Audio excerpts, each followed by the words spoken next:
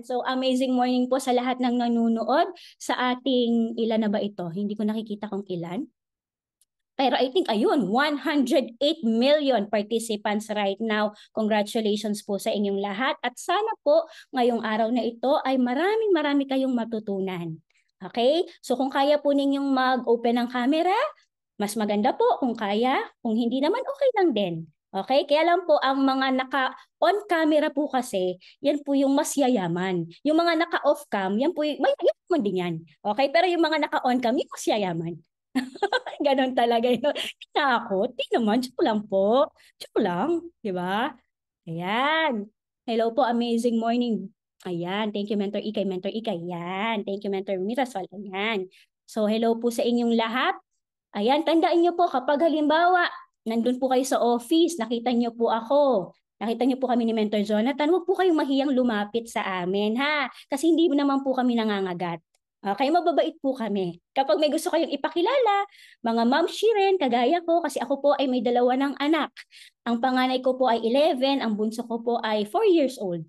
So talagang ano na, kumbaga pamilyado na. Pero take note po mentors ha, nagsimula po ako sa networking business, hindi po ako pamilyado. Single lang talaga. Mag-boyfriend pa lang kami ni Mentor Jonathan noon. Pero dito po sa I Am Worldwide Business, dito na po ako nagkapamilya. At masasabi ko talaga mga mentors, dito po ako yumaman. O, di ba? Gusto niyo rin ba yan? Gusto niyo rin bang yumaman sa I Am Worldwide? Ayan. Lahat po tayo na nandito at mga leaders natin ay talagang yayaman dahil ang ating pong company ay very generous. At syempre, ang company natin ay isang, kumbaga, ano to eh, kaya I am, di ba? Company ni Lord. So syempre, pag company ni Lord, ibibless talaga. Kaya talagang napaka-blessed talaga nating lahat. Ayan.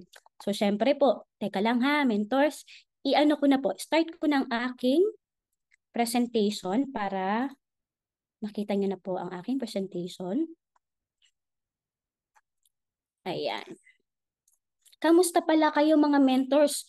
Kasi ngayon ay 2024 na. So, ang topic ko po for tonight, is about secrets. Ayan. Meron ka bang mga sikreto? O, di ba? Marami ka bang sikreto na gusto mong malaman? O, ayan. So, marami po akong sikreto na i-share ngayong gabi. Okay? Pero bago ko i-share talaga yung topic ko, gusto ko muna kayong kamustahin, Eagles. Kamusta ang inyong mga New Year? Kasi kakapasok pa lang, 11th day pa lang ng taon. 'Di ba? January 11 ngayon. So, kamusta ba ang inyong mga Christmas at ang inyong mga New Year? Kasi ako po napakasaya na actually kalhating masaya, kalhating malungkot. Ang 2023 ko po ay talaga namang napakasaya at napakalungkot na taon para sa akin. Mamaya ko po ikukwento sa inyo bakit ganun yung aking 2023. Kwento ko sa inyo mamaya. So kayo ba, kamusta ba? Type nyo nga dyan, anong mga ginawa nyo ngayong Pasko, ngayong bagong taon? Dito ba kayo nagpasko, nagbagong taon? Kasi kami po ni Mentor Jonathan, yung family namin, nung Christmas, sa Batangas po ako nag-spend ng Christmas. Kasama po yung parents ko, yung nanay ko, at saka yung mga kapatid ko. Doon kami nagka-Christmas. Kasi traditional na kapag Christmas, magkakasama talaga kami. Tas New Year, yun na, magse-separate lives na kami kung saan namin gustong mag-New Year. So, ang saya po. Masaya yung Pasko pero malungkot. Mamaya ko ikuwento sa inyo kung bakit malungkot at the same time. Pero nung New Year, gusto ko lang ikuwento sa inyo kasi first time po pong maka-experience.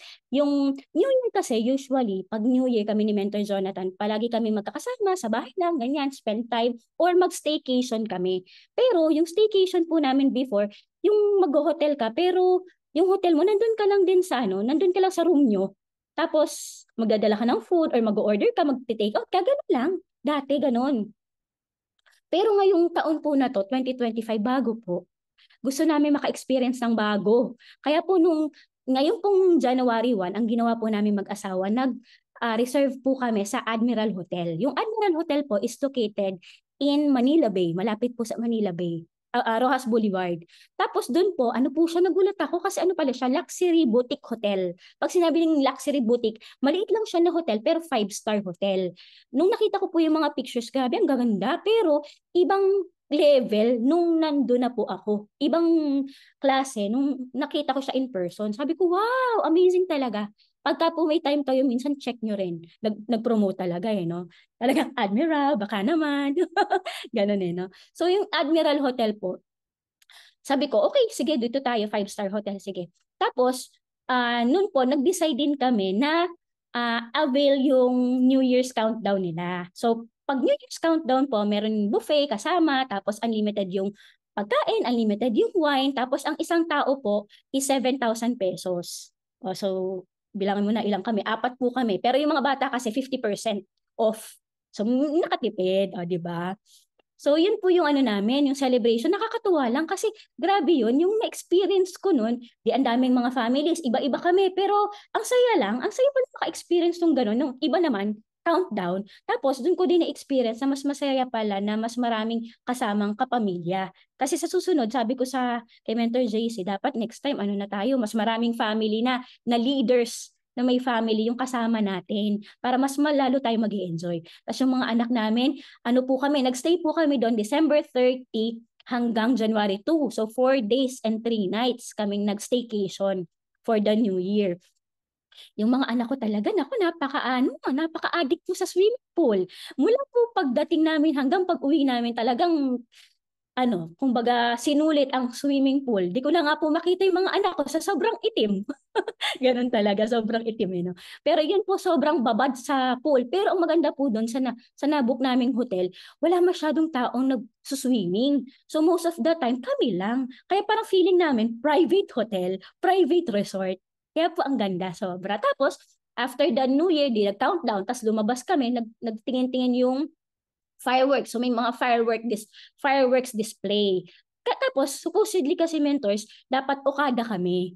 Kaya lang, medyo na-late kasi kami sa pagde-decide kung mag-staycation kami dito sa Pilipinas. Kaya nung nakita ko, yung Okada fully booked na. Pero sayang, gustong-gusto ko talaga na Okada kasi may nakita ako doon na parang Christmas in Wonderland. So gusto ko ma-experience ng anak ko. Plus, yung fireworks display nila na which is napakaganda from our hotel in Admiral. Nakita namin yung display nila, sobrang bongga. Kaya sabi ko, by next year dapat dun kami. Ang accommodation kasi namin sa tawag dito sa Admiral, ang isang araw po ay naka-discount po kami. Supposedly parang mga 25,000. Pero naka-discount po ako, naging ano na lang parang 15,000 per day. So naka-discount po ako kasi member ako ng Accor. Nag-promote na naman, beka naman. Ganun talaga, no? So yun po. So naka-discount kami. Pero dun po nung nakita ko yung Okada, nagulat ako, sabi ko, shucks, kailangan talaga medyo prepared ka. Kasi pag Okada naman, ang per night po nila doon, pag holiday season, is umaabot ng 40,000 isang gabi. O, di ba? So, alam nyo na mga mentors, pag nawala po ako sa New Year, nasa Okada lang ako. Ganun eh, no? So, ini-encourage ko din yung iba kong mga kapatid na doon kami mag-New Year para for a change naman, ibang experience. Kasi ang sarap lang maka-experience ng ganun na na kumbaga iba naman. Tapos ang maganda, hindi yung dating ginagawa, kundi nagli-level up. Kasi kung ako yung dating kaming dating mentor JC, naku, ano kami, kuripot. Yung tipong wag na dyan. Dito tayo sa tipid-tipid. Hindi. Pero ngayon po, hanggat maaari, we want to give the best po for our children and for our family. Kasi life is short. 'Di ba? Kaya kailangan talaga ngayon pa lang kung kaya naming ibibigay talaga namin yung best. 'Di ba? So yun lang.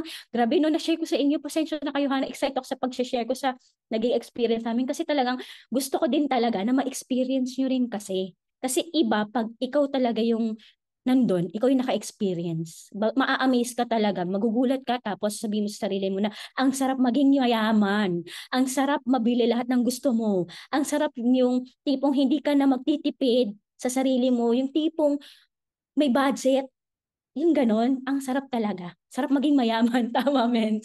Sarap talaga maging mayaman. Kaya yan yung goal po natin.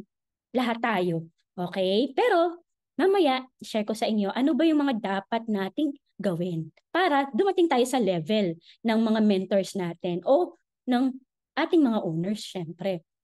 Okay? Gusto ko din yan, men. Yes, men. Mangyayari yan sa'yo, Mentor Maria Shena. Okay? So, ano ba ang topic ko for today? Topic ko po for today is secrets of keeping the group or keeping the team. Pero before I begin, basahin po muna natin to, sabay-sabay tayo. Basahin natin itong nasa ilalim. To be able to become a successful person in IM Worldwide, everything does not happen instantly. It takes a significant experiences in order to obtain the desired success. Ayan, o sabi dyan ha, tandaan mo ha, ito pong ituturo ko sa inyo tonight, hindi po to instant na pag tinuro ko sa'yo, bukas gagaling ka na o bukas yayaman ka na, hindi po. It's a process. So you need to have a lot of patience, you need to undergo the process para talagang ma-experience mo yung gusto mong success. Okay? Okay? So, okay, syempre, para maintindihan nyo lalo yung aking topic, gusto ko munang i-explain sa inyo. Kasi diba, pag tayo, halimbawa, sa labas, katulad ngayon, ngayon kasi sale, ang daming may sale sa mall. Ang galing din talaga ng mga mall, ano, yung mga pera na pinamaskuhan, gift sa atin, yung holiday season, gusto nila, napupunta sa kanila. Diba? Kasi sale. Ngayon taon na to, sino nang nagpunta sa mall? Ang Zara, ang Mango, ang Gap, ang ano pa? Ano pa ang mga sale ngayon?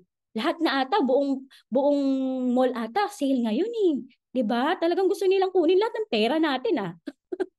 So anyways, ang point ko, sa labas kasi pag bumibili tayo ng isang produkto, kahit ano pa yan, pagkain, service, damit, pag bumibili tayo, after nating bumili, wala nang after sales.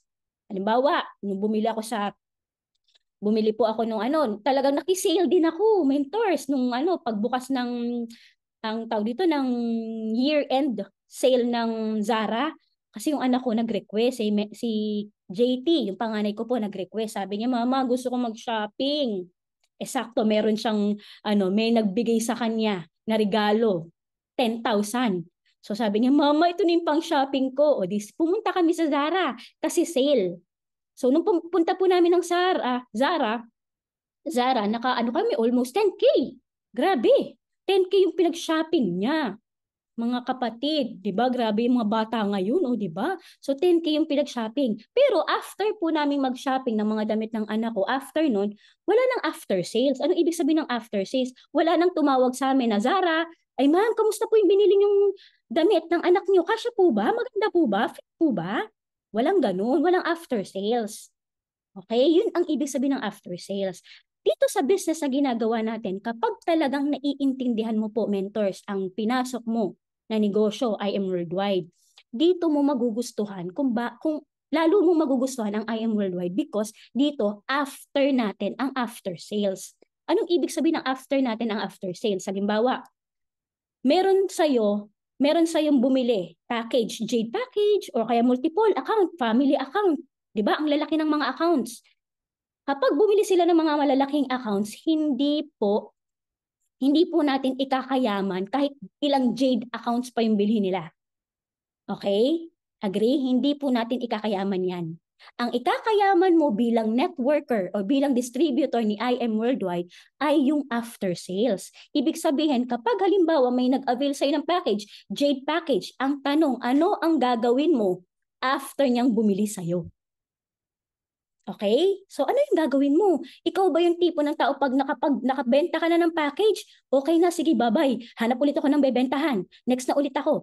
O ikaw yung tipo ng tao na distributor na okay, bumili ka ng package, hindi pwedeng bumili ka lang. Dapat maintindihan mo at matutunan mo din kung ano ang naintindihan ko. So ako, bilang distributor na naiintindihan ko ang ganda ng IM Worldwide, ang kailangan kong gawin, i-push ka o encourage ka to attend training.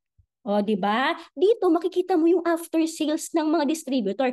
Pag ang distributor ay in after sales ang mga kliyente niya, yan ang talagang yayaman. Bakit? Kasi hindi natin after yung one time, big time. After natin, dito sa IM Worldwide, ang business po natin, hindi ito lang paramihan ng nare-refer. Okay? Tandaan mo, hindi ito lang paramihan ng mare-refer. Ito po ay paramihan ng mga taong mare-refer na matutulungan yumaman. Okay, mentors? Sorry po, medyo maano ba ako? Medyo malakas po ba yung boss ko? Hindi naman.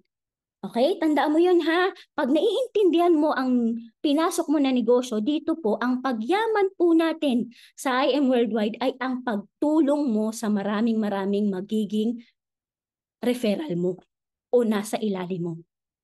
Okay? So yan po ang maganda. Ang after natin is after sales. Okay? So ngayon, ang tanong, paano po naman mapapayaman yung mga ni-refer mo? Diba?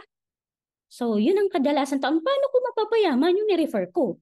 Okay? Ang sagot po dyan, isa sa sagot dyan, kailangan mong makip o mapagstay yung mga napasali mo. Okay? Pag sinabi natin keep o mapagstay, hindi po dapat na mapastay mo lang yan for 1 month, 6 months, 1 year. Hindi po. Ang goal mo, dapat mapastay mo yan o makip mo yan sa organization mo as much as a lifetime. Kung hanggang kailan ka dito sa mundo, kung maari. Parang ganun. Okay? Yan po ang sekreto. Okay? Paano? Ang tanong, paano mo naman sila mapapastay? Diba? Yun ang common question. Paano mo sila mapapastay? So, ayan po ang topic ko ngayong gabi. O, intro pa lang po yun. Intro pa lang no? So, intro pa lang po yun ng aking topic. Ang topic ko again is secrets in keeping the team. Okay? So, ang maganda po dito, kung gaano kalaki, ano yan kumbaga, kung gaano kalaki ang tao sa ilalim mo, o kung gaano kadami ang makikip mo sa ilalim mo, ganun din kalaki ang pwedeng maging resulta mo. Okay? So, yung aaralin po natin tonight na keeping, ano po ito? Bibigyan ko na kayo ng kumbaga ng, anong tawag doon? Parang bibigyan ko na kayo na ng parang take note nyo. Ito pong aaralin natin, hindi po ito mabilis, hindi din to madali. Medyo kumbaga ito ay it takes a lot of patience. Okay? Para matutunan. Pero ang good news ko sa iyo, pag inaral, talagang inintindi mo at pinapractice mo itong keeping, ang reward po nito overwhelming. Ang reward po ng keeping nasa dulo. Yung tipong para kang nagtatanim ng mangga. Kapag nagtanim po tayo ng mangga, hindi naman nagtanim tayo ng mangga bukas may mangga ka na. Hindi po. Kailangan mo alagaan, kailangan mo